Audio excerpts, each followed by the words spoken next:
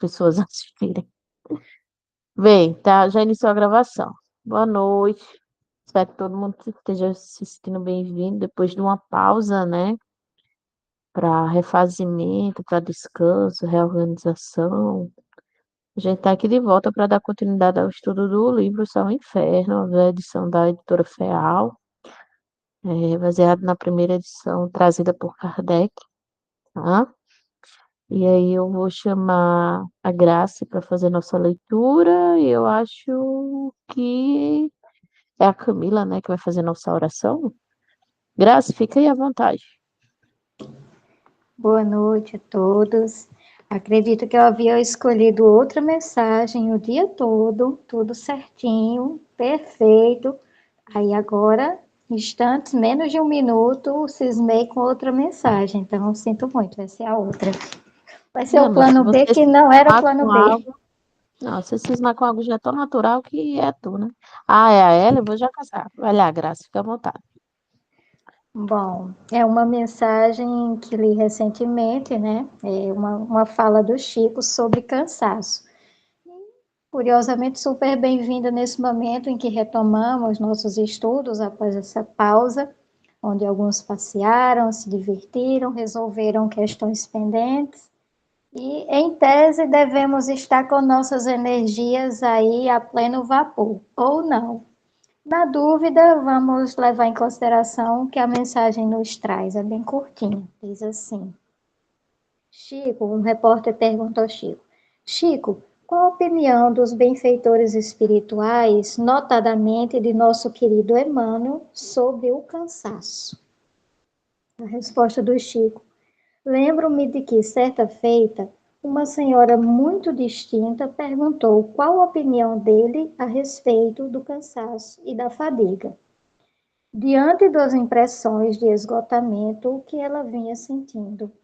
E ele respondeu: minha filha, até hoje, ao que eu saiba, nenhuma ciência, religião ou filosofia puderam no mundo definir o elo de conexão entre a preguiça e o cansaço. É isto.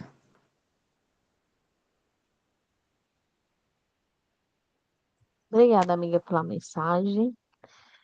Cadê a mulher que fala com um barulho de passarinhos cantando por trás? É tu, né, Ellie, que vai fazer a nossa prece. Isso. Fica aí à vontade. Tá bom. Vamos pensar no Mestre Jesus, na sua amorosidade, na sua sabedoria, e os nossos amigos espirituais que se encontram a nos envolver nesse instante.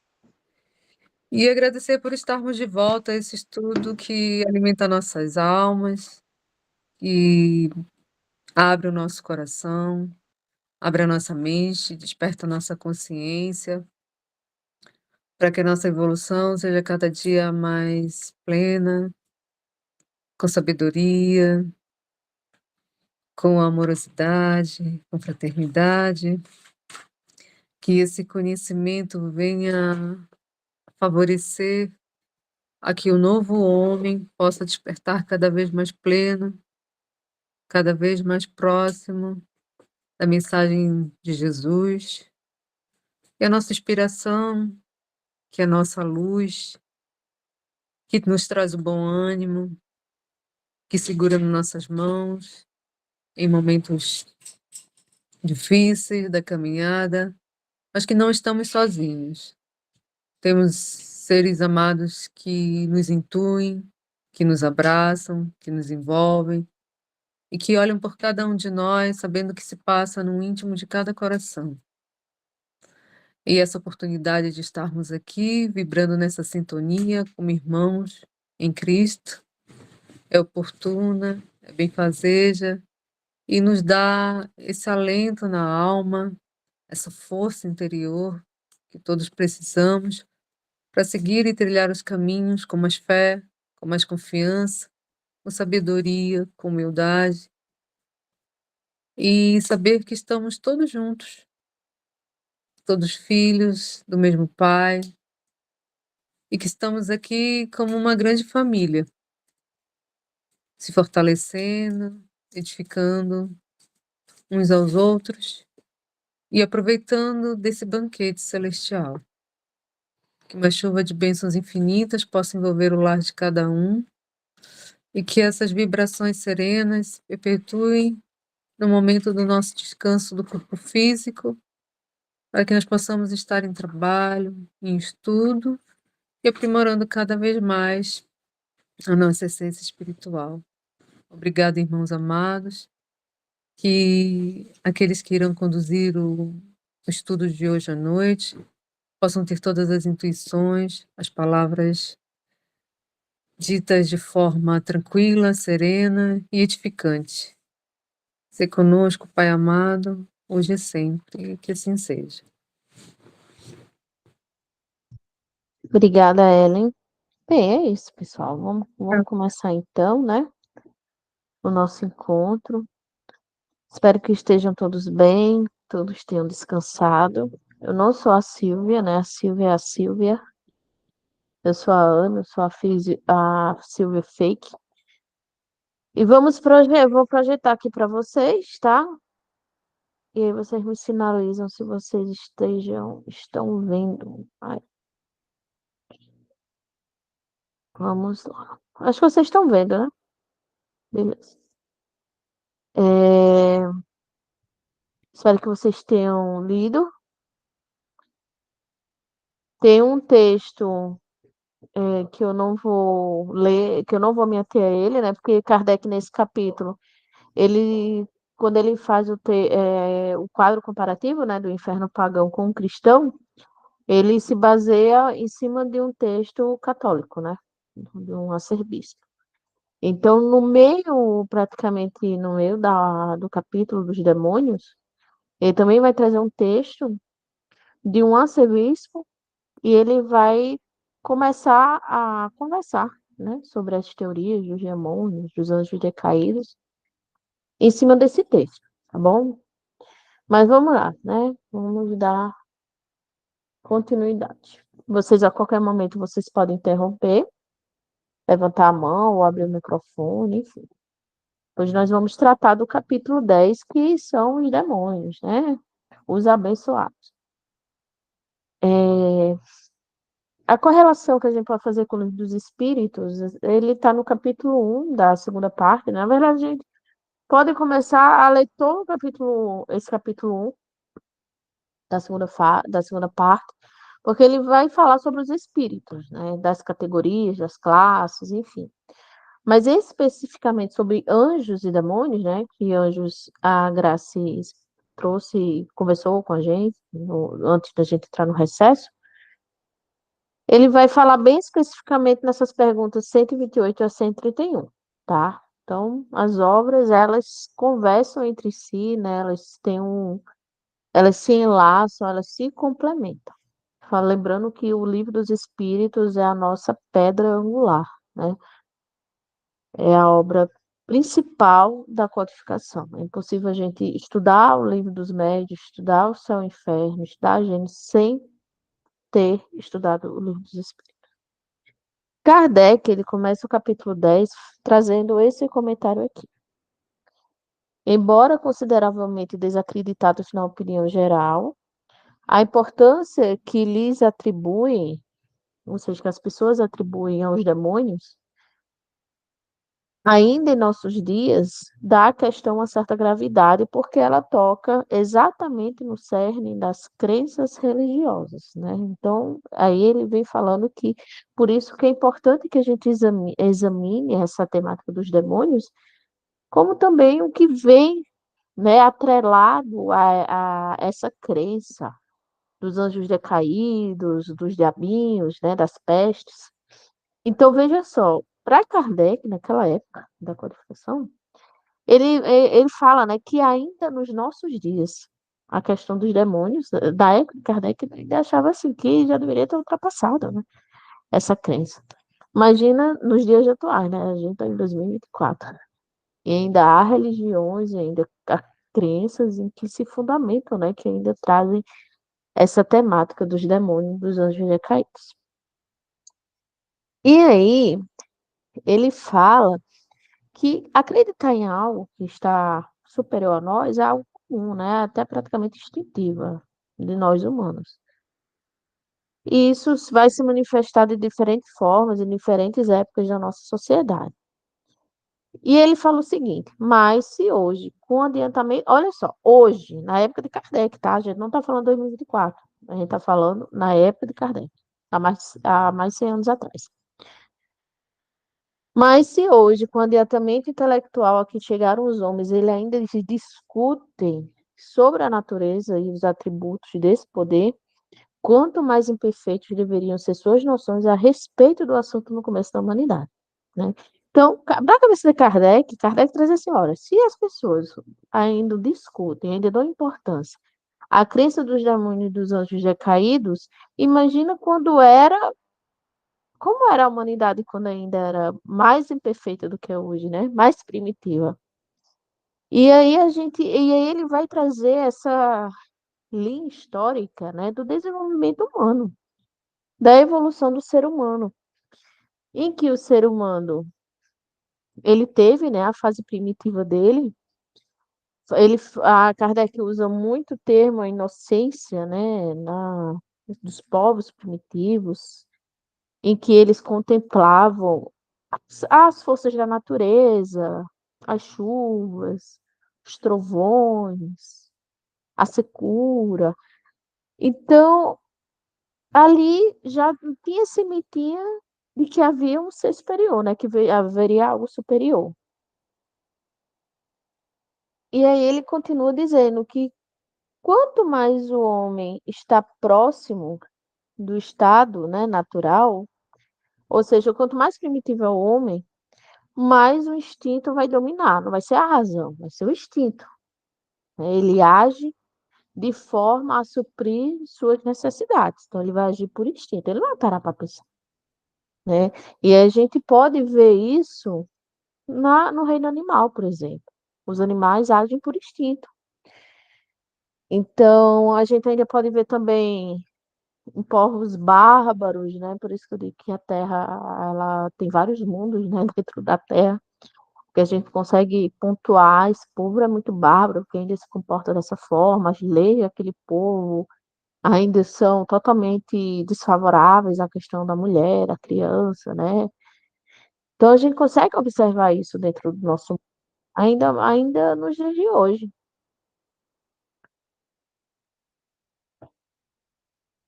E aí, qual é a preocupação do homem primitivo? Satisfazer as suas necessidades materiais. Caçar, pescar, fazer um abrigo, né, descobrir o fogo, dominar territórios, são necessidades materiais, porque para ele ainda não acordou para outras necessidades. E aí ele fala assim, Kardec: "O único sentido que pode torná-los acessíveis às satisfações puramente morais, só se desenvolve com o tempo e de maneira gradual". Isso aqui é muito importante a gente ter na nossa cabeça, porque às vezes a gente tem muita pressa, né. A gente fica assim: "Meu Deus do céu, esse mundo", a gente vê pontuações de Kardec, e a gente fica assim: "Meu Deus, só olha o tanto de tempo que já passou". Que tanto tempo, né? O que é um século? André Luiz diz, né, em Nosso Lar: "Um século é um dia". Então, se a gente vê na linha do tempo em comparação à eternidade, a coisa está assim andando, né. Então não adianta ter pressa, porque não é assim que a coisa funciona. É preciso de tempo, só se desenvolve com o tempo e de maneira gradual. Então, de forma gradual, o homem vai deixar de satisfazer as suas necessidades materiais e vai começar a desenvolver suas satisfações, buscar satisfações morais. E Kardec continua: "A alma tem sua infância, sua adolescência, sua plenitude, assim como o corpo humano. Mas, para atingir a plenitude que a torna apta a compreender as coisas abstratas, quanta evolução deve experimentar e por quantas experiências é necessário passar?". Vocês imaginam a passagem de Jesus aqui na Terra. O que é que o povo daquela época esperava? Um reino material. Que o Cristo, iria ser o Cristo dos exércitos, que ia dominar as nações, que ia colocar aquele povo na posição de poder. Por quê? Porque eles não conseguiam ver coisas abstratas ainda. E aí, quando Cristo vem e fala que o reino dele não é deste mundo, que ele não veio para aquilo que eles estavam achando que ele vinha, né? Ele vinha para despertar na gente, ok, você está procurando no lugar errado, não é isso que você precisa. Sua necessidade não é só material. Você não tem, você tem outras necessidades, são necessidades espirituais. E aí girou uma chavinha na cabeça da gente, né? Ou girou uma chavinha na cabeça daquele povo que estava reencarnado naquela época, porque viu, oh, quer dizer que o reino não é um reino material, as compensações não são compensações materiais, não são posições de poder, não são bens, né? Não é o ouro, não é um exército. Ah, é a vida eterna, é a vida espiritual. Por isso que Jesus veio para causar uma grande revolução, né? Quanta evolução a gente deve ainda experimentar? Por quantas existências a gente é necessário passar? Só? Para que pressa? Né? Para que ter ansiedade diante de tudo isso? O importante é que hoje a gente está aqui, agora, né? Nesse momento, nesse estudo, buscando entender um pouquinho mais, né? Sobre essa questão do ser imortal. Então, aí Kardec propõe assim: vamos olhar à nossa volta, os homens. E aí ele diz assim: olhe para os homens do campo, investiguemos que sentimento de admiração eles têm, vendo ver o sol nascer, o céu estrelado, o canto dos pássaros. Para eles, né, Kardec fala, né, que para eles seria justamente uma questão de hábito.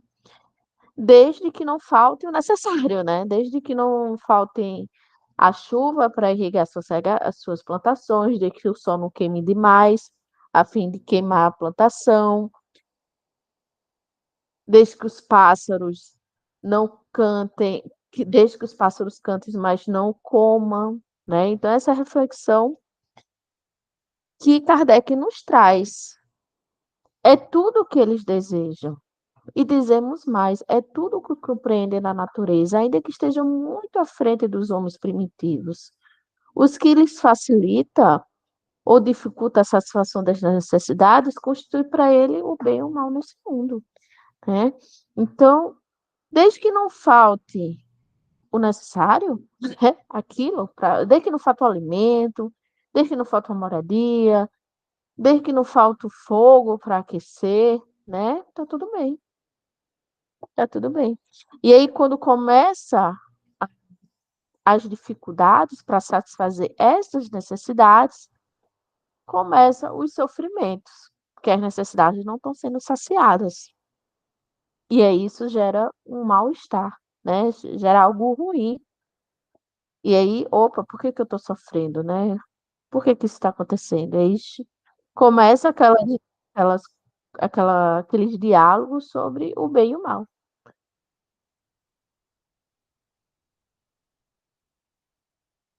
Então, ainda hoje existem pessoas que são preocupadas somente com isso, com suas necessidades materiais.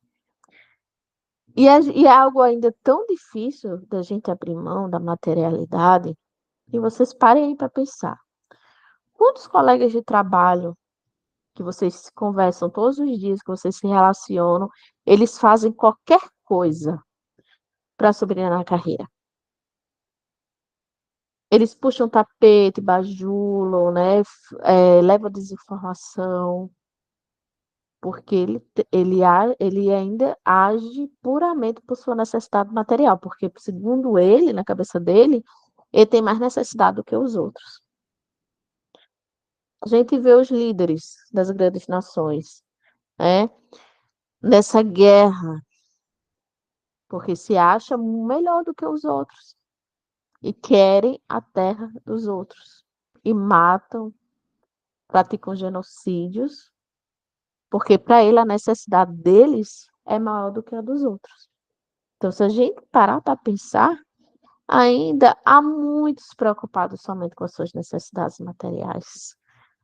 A gente, né, toda vez que a gente coloca as nossas necessidades materiais acima das nossas necessidades morais, a gente ainda está enquadrado ali nessa categoria, né, de apego às coisas materiais. Então, o que mais que a gente pode conversar sobre isso, né?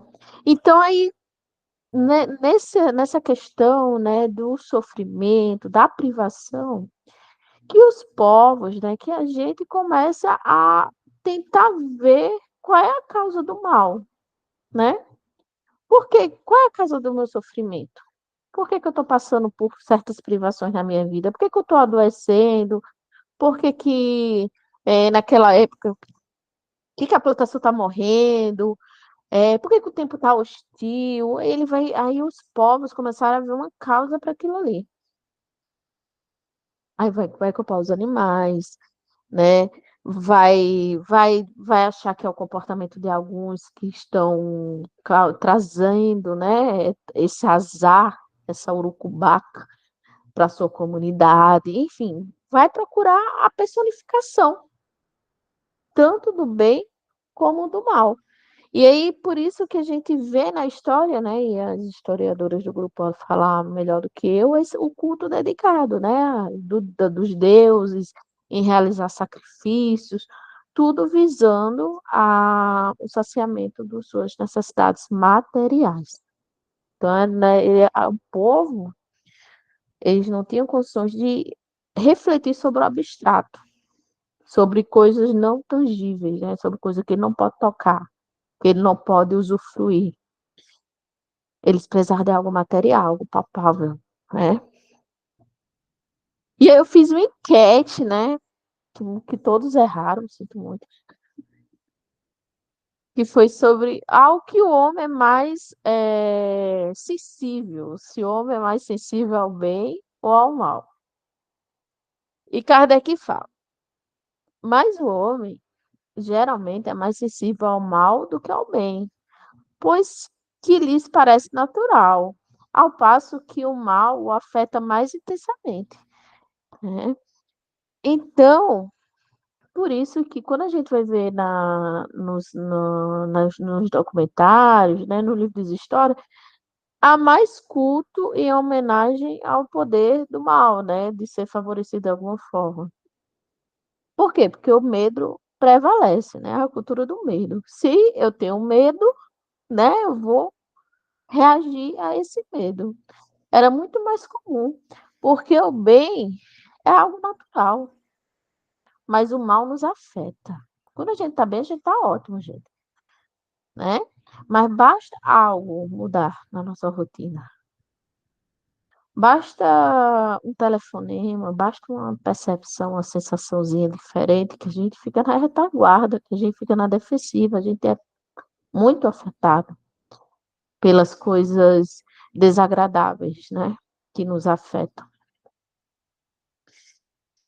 Então, Kardec continua a dizer que durante muito tempo o homem, por ser instintivo, ele só conseguia compreender o bem e o mal físico. A doença, a perda das plantações, né? A seca, as enchentes. Ele só conseguia ver esse mal físico. A concepção do bem e do mal de natureza moral marcou um progresso para a inteligência humana. Foi um marco, um progresso social. Pois somente a partir daí pode o homem entrever a espiritualidade. Eu acho essa parte tão bonita. Pois somente a partir daí pôde o homem entrever a espiritualidade, compreendendo que o poder sobre-humano está fora do mundo visível e não nas coisas materiais. A gente aprende a transcender, né? A gente para de olhar para baixo e olha para cima e vê o tanto de coisa que nos cerca, né? Coisas que sequer imaginávamos, mas a gente tinha algo dentro da gente que dizia que era assim. E muitos de vocês que já falaram que vocês muitos sentiram isso quando chegou no espiritismo. Parece que passaram a vida inteira procurando algo e quando encontrou o espiritismo, viu que era aquilo, né? Que era exatamente isso que estava buscando, que finalmente era algo que respondia a maior parte das perguntas, né? E é um marco. E a partir daquele momento a gente nunca mais é o mesmo.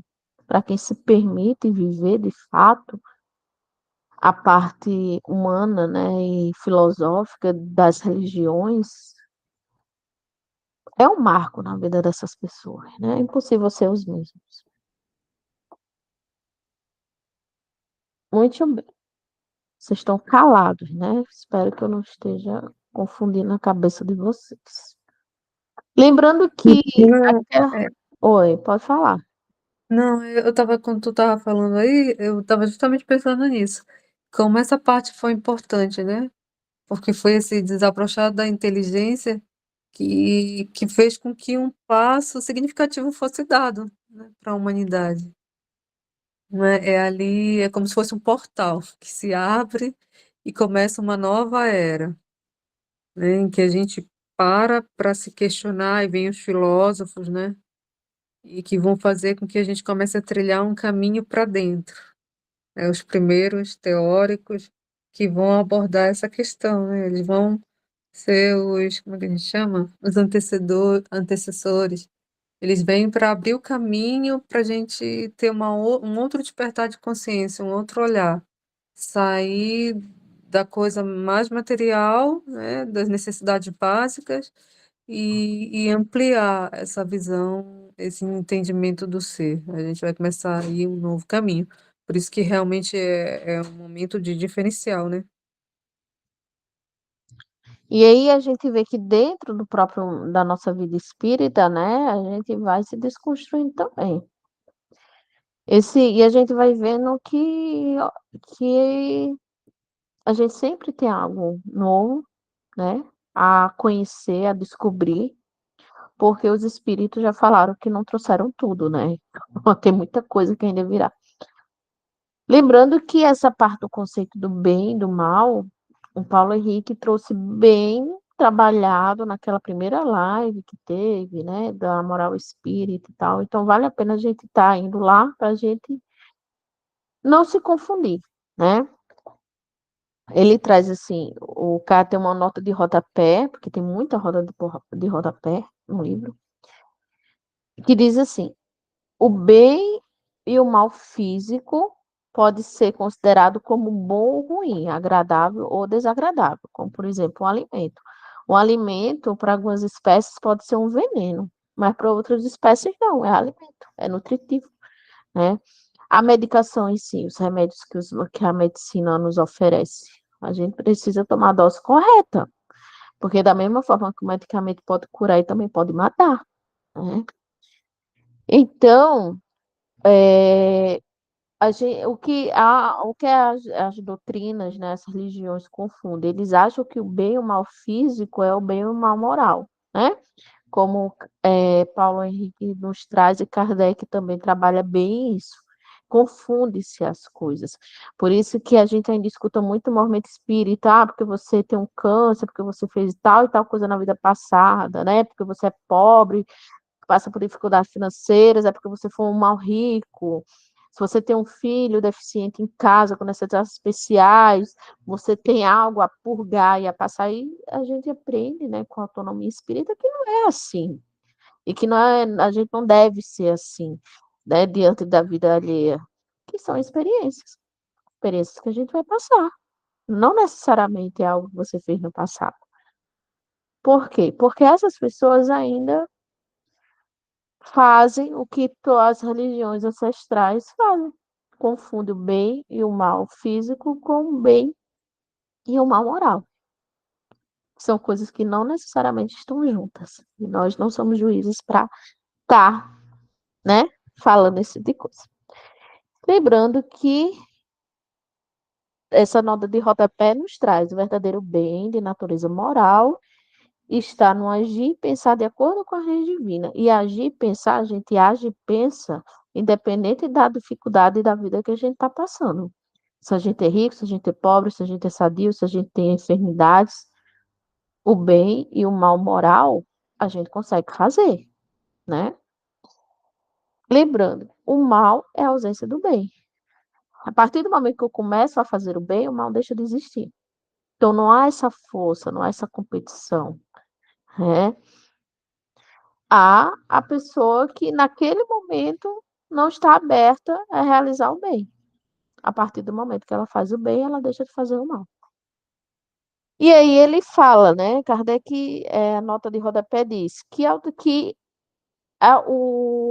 o bem e o mal moral, né, o verdadeiro bem, está justamente essa que é a autonomia espírita, autonomia moral espírita. É isso que o espiritismo nos traz. É dizer, não há essa rivalidade, né? Não há essa briga de um que é melhor do que o outro. O que o outro, o mal é a ausência do bem. Hum? Vamos lá. Aí essa nota traz, né? Confundindo o bem e o mal com as condições materiais de prazer e dor, criam falsas ideias de um poder do mal que causa divisão, rivalidade, inimizade entre seitas, grupos, nações. E a gente, se vocês, eu gosto muito de acompanhar as Olimpíadas. Eu não sei se vocês estão tendo a oportunidade. É um ambiente de rivalidade, né? De competição, mas que a gente vê muito engajamento entre as nações, né? Entre os atletas, um ajudando o outro a se levantar quando cai, vibra quando o outro ganha. Vamos lá. Com essa questão, né? Dessa luta do bem e o mal, de um querendo ser melhor do que o outro, essa luta incessante, em que um parece prevalecer sobre o outro, a gente não era impossível achar que o mal, no racionalmente, né, como Kardec diz, que o mal fosse obra de um poder bom, concluindo que existe dois poderes governando o mundo, que é o bem e o mal. Nasce assim, então, a doutrina dos dois princípios, o do bem e do mal.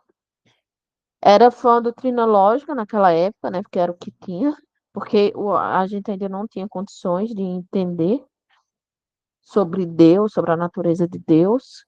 A gente não conseguia entender de outra forma, então era dessa forma que a gente conseguia, mas que deveria já ter sido ultrapassado. Hoje em dia, com a evolução social, né, que a gente tem da ciência, das filosofias, isso aí já deveria ser uma ideia ultrapassada, né? Mas tem muito poder em cima disso, né? Muito jogo, muita alienação e paciência, né? Ter muita paciência. Vamos lá. Lembrando que foi uma doutrina importante naquela época, as pessoas não conseguiam ver além de suas necessidades materiais. Então, eles não conseguiam ver as vicissitudes da vida como algo inerente, né, à imperfeição do ser.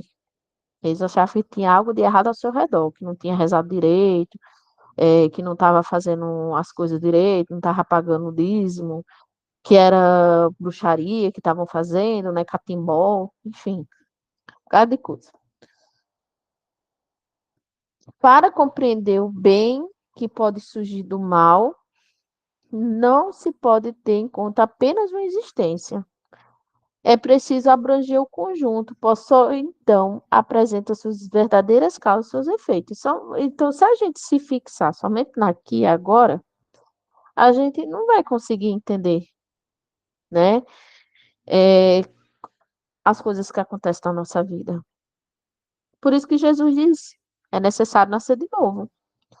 Porque aí só com a teoria da pluralidade das existências que a gente vai entender e vai compreender as causas dos sofrimentos, das dificuldades, né, as causas da imperfeição do ser.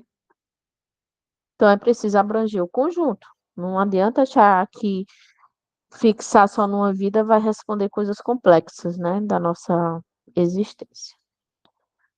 Aí Kardec nos traz. Durante longos séculos, ou sobre diversos nomes, o princípio duplo do bem e do mal foi a base de todas as crenças religiosas, sendo personificado nas figuras de Aura, eu acho que é Aura, Matza e Arimã, que são essas duas pessoas, né? Essa imagem aqui, né? E entre os persas, e de Jeová e Satã entre os hebreus, né? Que é essa figura aqui.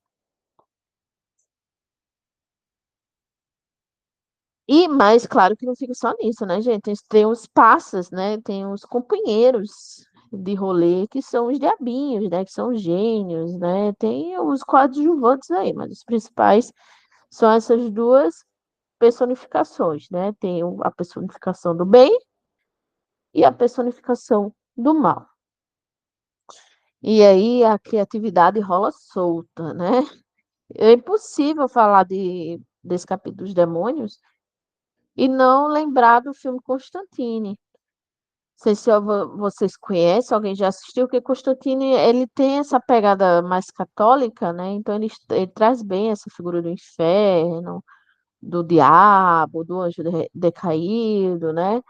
Traz os demôniozinhos que ficam fazendo as tarefinhas, né? Corrompendo as almas. E Kardec fala: a doutrina dos demônios tem sua origem, portanto, na antiga crença dos princípios do bem e do mal. Se há Jeová, se há Deus, Jesus e todos os santos, por que não ter um inimigo, né, que fica ali de igual para igual, nessa queda, né, de braço, nesse cabo de força? Por que não existe Satanás e seus comparsas? E aí Kardec disse, olha, aqui a gente vai examinar do ponto de vista cristão. Então a gente não vai entrar no mérito das outras doutrinas e outras religiões. A gente vai se focar só na doutrina cristã, do catolicismo, né? Porque Jesus veio nos ensinar outra coisa, foi uma pegada mais diferente.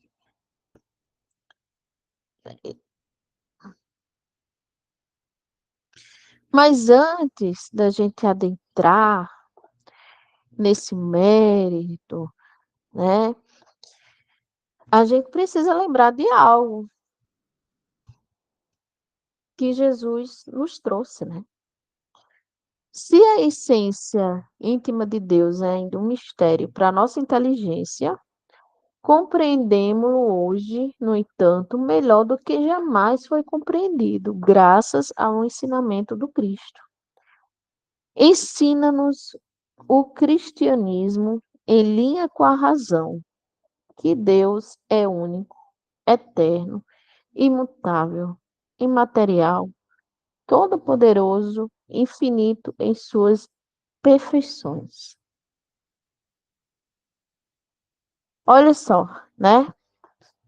Kardec nos diz que Jesus foi o que melhor nos ajudou a compreender Deus. E Jesus nos trouxe esses atributos da divindade, que se faltar um desses atributos, deixa de ser Deus. Né? Ele é todo poderoso. Ele tem a força e o poder. E se existe uma criatura que seja tão forte quanto ele, então ele não é todo poderoso. Então ele não pode ser Deus. Então Kardec diz: se fosse subtraída a menor fração de um só dos seus atributos, não mais haveria Deus, porquanto poderia existir um ser mais perfeito. Né?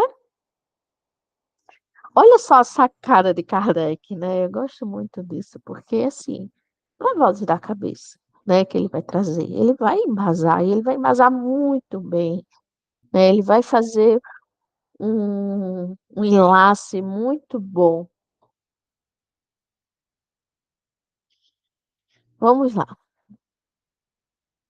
Vamos adentrar, então, nesse universo dos demônios. Segundo a Igreja Católica, né? Peraí. Segundo a Igreja Católica, Satã é o chefe, o rei dos demônios.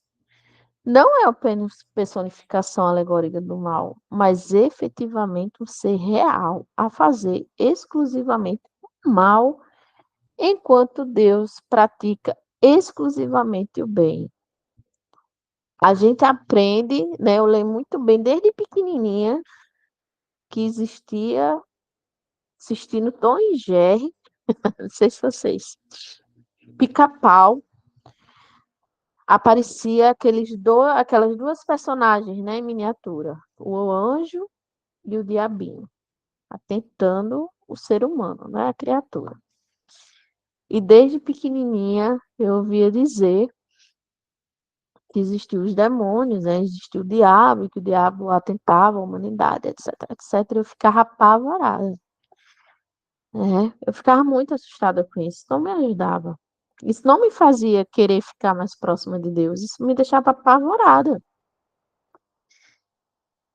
E Kardec traz a seguinte questão: mas Satã existe antes ou posterior a Deus? Então, imagine vocês, no almoço de domingo com sua família, né, que é de outra religião, que você é o objeto, né, é misterioso da família, porque você é o espírita, e aí solta na mesa. Isso é o cão atentando, né? Isso é o diabo atentando.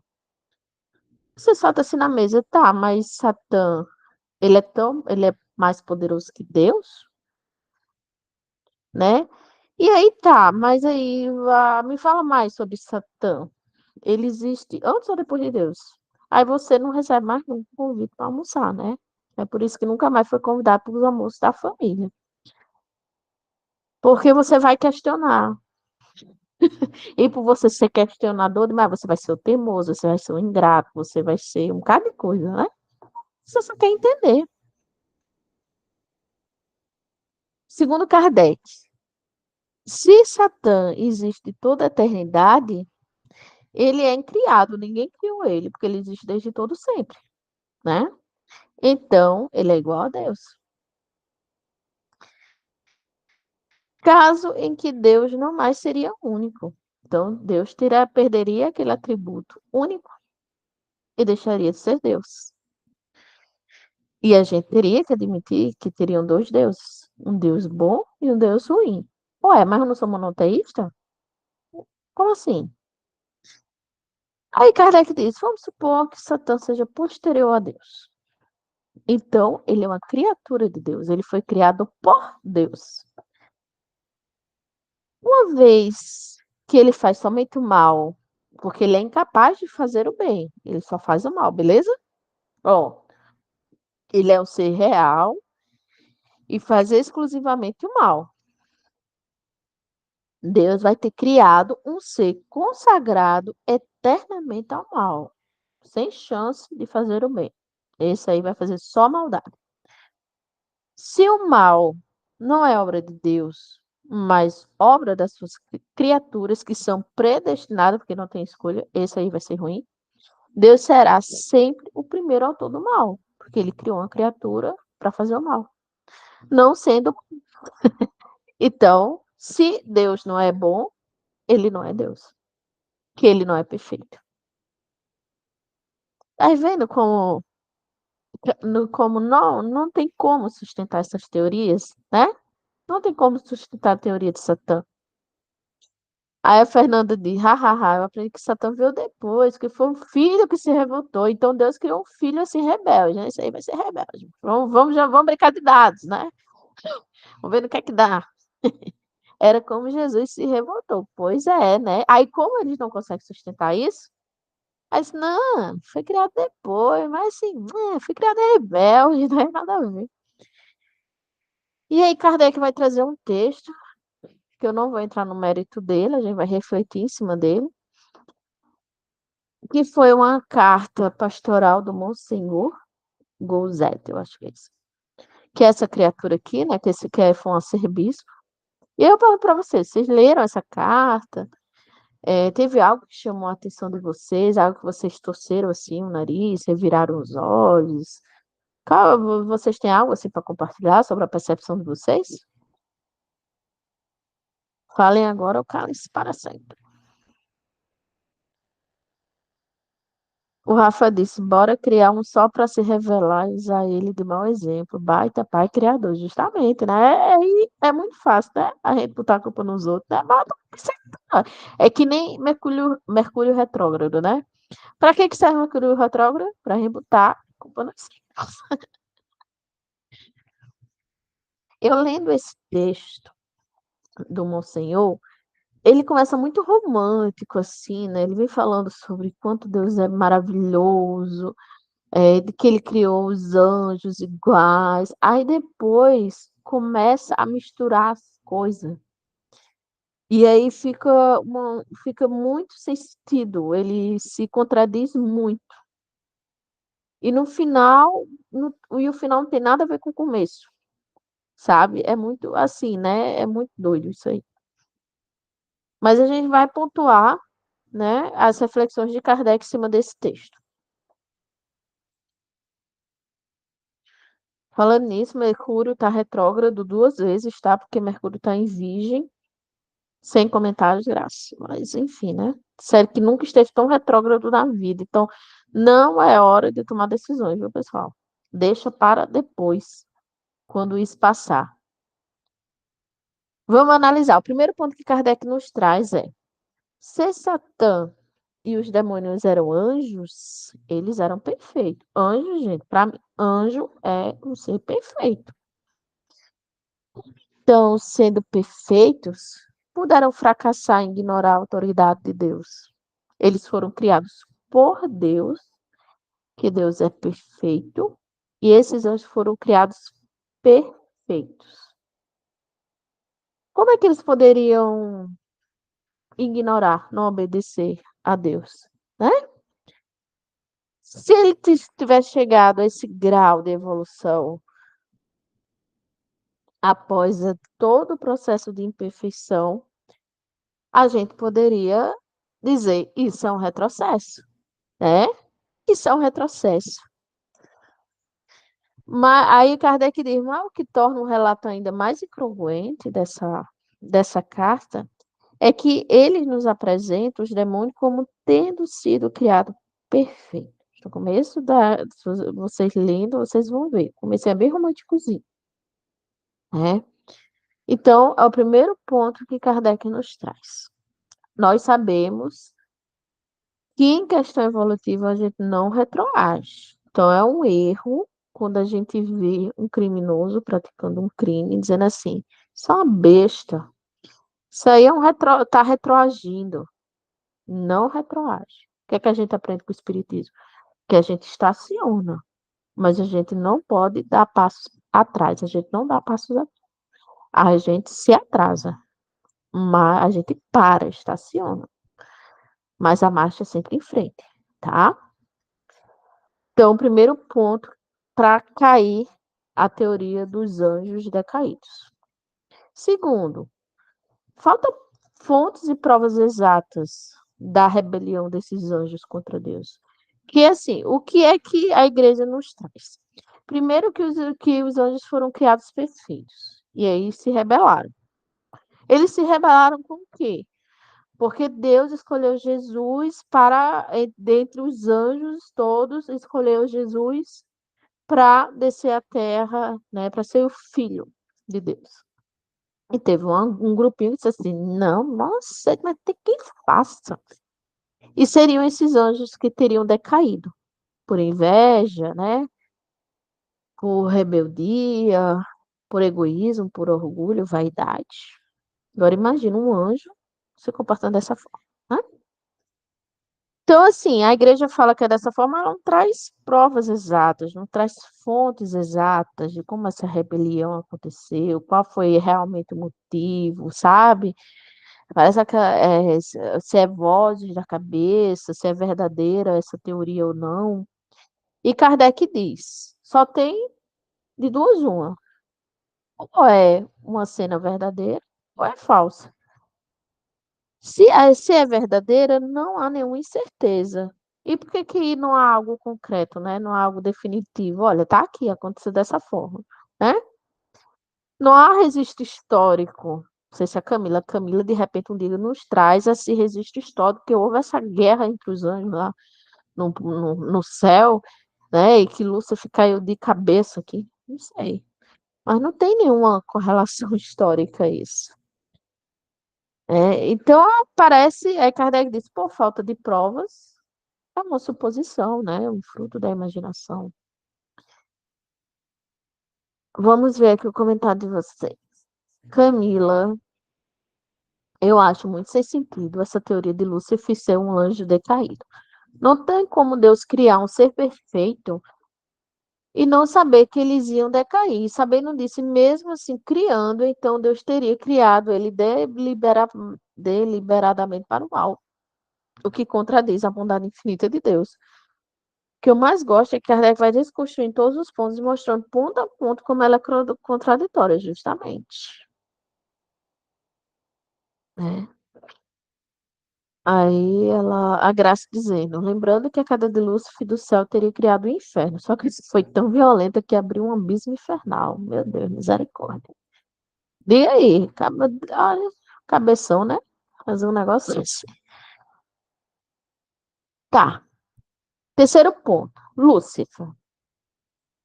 Apesar de arcanjo, Lúcifer era um arcanjo, né? Não assim, um anjinho de terceira, não. Lúcifer era um arcanjo. Mostra uma ignorância surpreendente. Por quê? Porque ele queria, sabe? Ele não aceitava que Jesus fosse descer ao mundo, ser o filho de Deus. Queria ele ser, né? Ele era invejoso. E ele almejava, assim, coisas fabulosas, né? Morar em altas esferas e tal. Um arcanjo se comportar dessa forma é meio destoante, né? Não faz sentido. E aí Kardec ele fala, né, que como a Graça falou, né, não sei se foi a Graça que falou sobre o céu, não lembro agora, que veio falando, né, dos níveis de céu que eles acreditavam naquela época, né? Ou seja, algo que não estava condizente com os progressos da ciência, porque a ciência vai dizer que a Terra não é o centro do universo, e que ao redor da Terra existem outros planetas e outras estrelas e outras galáxias que se perdem ao infinito. Então a igreja não leva em conta os progressos da ciência. E se ela alimenta ainda essa teoria ainda hoje, ela segue contradizendo a ciência. A Grazinha que era a Camila, se ele tinha asas, porque como é que ele cai? Porque não voa? E a Graça dizendo que é uma teoria medieval, né? O medo era elemento de controle. Essa é a verdade, era elemento de controle e elemento de barganha, né? Se barganhava muito com isso, as indulgências, né? Os dízimos, todos os tipos, enfim, algo ainda muito apegado a coisas materiais. Não vamos nos iludir, né? Em achar assim, ah, não, porque o homem era primitivo e tal, ainda não tinha condições de refletir. Sim, pô, também. Mas também havia muito jogo de interesse em subjugar e controlar as pessoas também. Tá. Eu vou terminar esse e a gente continua no próximo encontro, tá bom? Quarto ponto. Há uma contradição. Qual é a contradição? Os anjos decaídos pertenciam à categoria menos elevada, menos perfeita. Porque aí, quando eles dizem assim, não, mas Deus criou os anjos perfeitos, iguais uns aos outros. Aí, quando começou esse questionamento, mas se eram anjos perfeitos, por que caíram, né? Ah, não, mas também não é assim. É porque existem umas classes mais inferiores, né, menos elevadas. Então, há essa contradição. Ou os anjos decaídos pertenciam à categoria menos elevada e menos perfeita, ou a criação divina que fez os anjos em tudo semelhantes uns aos outros, né? Então, é uma contradição óbvia, como Kardec nos traz, né? Porque na concepção dessas doutrinas, né, dessas religiões, todos foram criados perfeitos já. e decaiu. O que é que o Espiritismo nos traz? Que todos fomos criados o quê? Simples e ignorantes. E aí a nossa perfeição vai sendo adquirida conforme as reencarnações, né? É, aí Kardec continua dizendo assim, ó, se foram feitos em tudo semelhantes aos outros anjos, não era, portanto, uma natureza inferior, porque todo mundo foi criado igual, né? Se estavam disseminados por todas as classes, elas não estavam num lugar especial, estava todo mundo do mesmo jeito. Então, há essa contradição. O quinto, Deus não saberia que esses determinados anjos viriam a falir? Se Deus criou anjos, né? Será que ele nunca pensou, ops, esse aqui, ó, esses aqui não vai dar bom, esses aqui vai dar ruim, vão se rebelar aí. Se Deus, que tudo sabia, criou os anjos para a danação eterna, assim como a maior parte do gênero humano, né? Ou Deus sabia ou não sabia.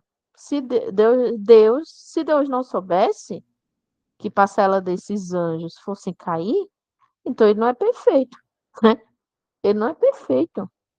Mas se ele sabia, e mesmo assim criou esses anjos, sabendo que esses anjos iriam cair, iam ficar na danação, atormentando a humanidade, né? A maior parte da humanidade, a humanidade iria sofrer, ele não pode ser bom, né? Tem algo assim, destoante também.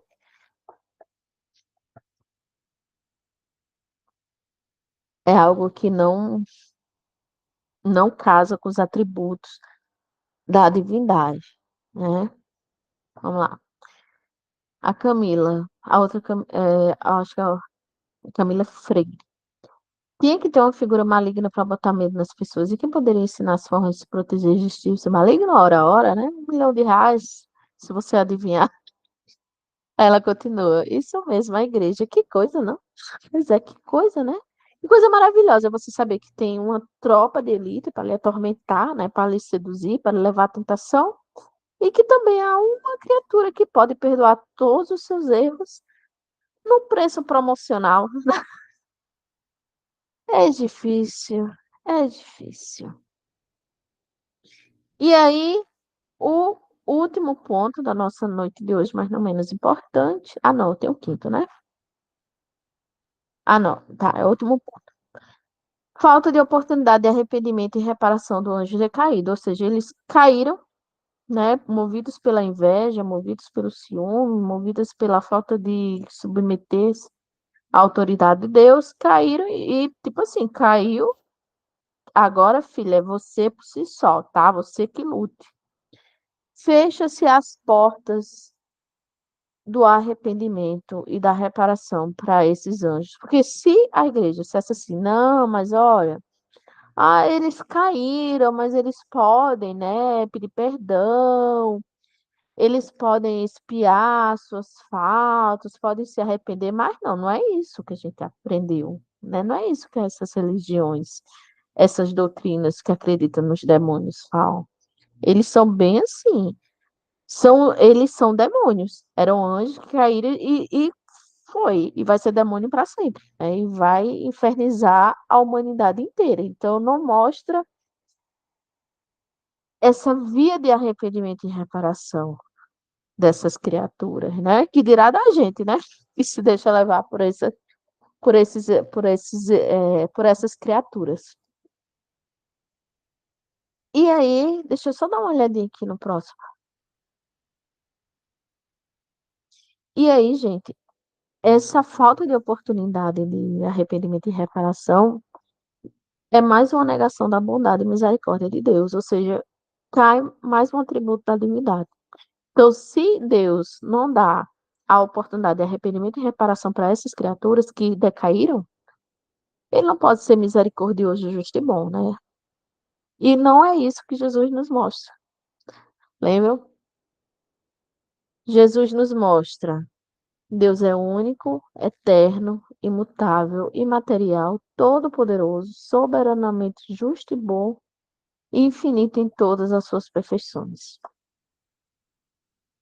É isso que Jesus nos ensina. Então, fechar a porta do arrependimento e reparação é uma negação dessa bondade, é uma negação dessa justiça, é uma total impossibilidade do retorno ao bem.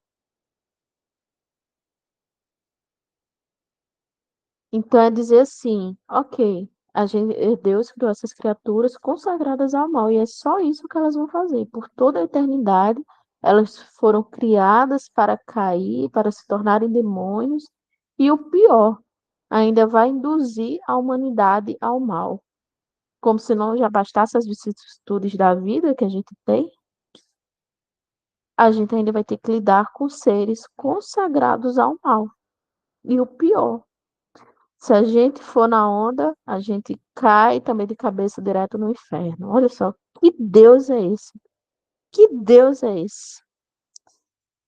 Não condiz. E ainda tem outras pontuações que Kardec vai fazer, mas que a gente só vai tratar disso no próximo encontro. Então não acaba aqui. A Graça dizendo, só lembrando que nas cruzadas, o perdão de todos os pecados era oferecido ao cruzado entrasse nas batalhas das igrejas, as ideias santas, né? E quantas pessoas hoje em dia ainda vão nessa, né? Se sacrificam, se mutilam em nome de uma entidade, em nome de um líder religioso. Para a gente ver, ó, não pode ter mudado muita coisa, mas ainda não mudou tudo, né? Camila dizendo, teriam os pecados perdoados matando outras pessoas em uma guerra santa, tá certo, né? Matando em nome de Cristo, né? Totalmente distante. Fechando a porta ao arrependimento, e aí, para quem teve no comecinho, né, que eu trouxe aquela passagem de Maria de Madalena, Maria Madalena diz, Jesus diz, né, que tudo bem, que essa ir e vir, né, afastar-se do Cristo, aproximar-se do Cristo, faz parte do processo. Por isso que a gente não precisa se atormentar com a ideia da eternidade, com a ideia da vida espiritual, em ser perfeito quando a gente ainda não tem condições de ser perfeito.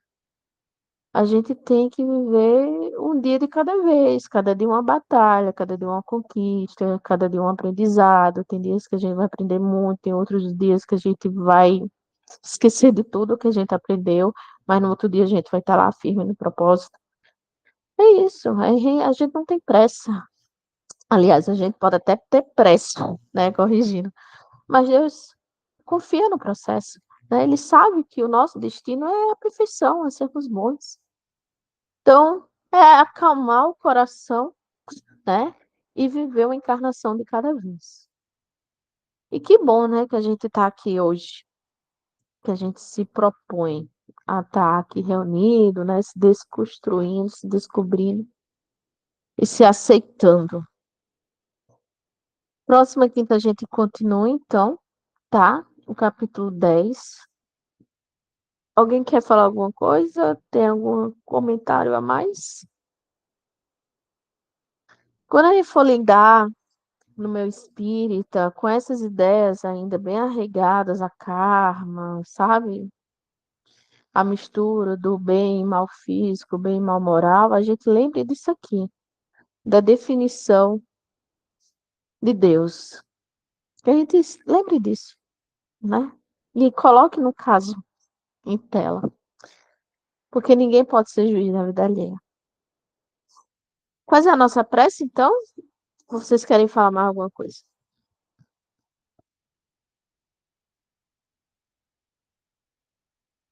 Tá. Graças a Deus. Nós já acreditamos, abraçando cada coisa ao longo dos milênios, é melhor nem saber, né? Tem gente que morre de vontade de saber. Ah, eu queria saber o que eu fui na vida passada. Pra quê? Pra quê? Deixa o passado no passado. É, porque justamente a Graça falou, né? A gente já fez cá, a gente já acreditou e abraçou cada coisa, que é melhor para deixar o passado no passado, né? Vamos lá. Vamos fazer a nossa oração então. Fechar os nossos olhos. Vamos mentalizar Jesus com seu olhar compassivo, com seu abraço acolhedor. Agradecer por esse retorno. por estarmos todos aqui engajados, motivados, com muita ânsia de estudar, de descobrir coisas novas, de se autoconhecer. Que a espiritualidade amiga se faça presente em cada lar, levando paz, concórdia, união, saúde e muita boa vontade para prosperar espiritualmente nessa vida. Que possamos ser pessoas corretas, ou o máximo de corretas, onde estivermos. Que assim seja. É isso, pessoal. Um beijo, boa noite. E até mais, né? Até o grupo. Beijos, beijos.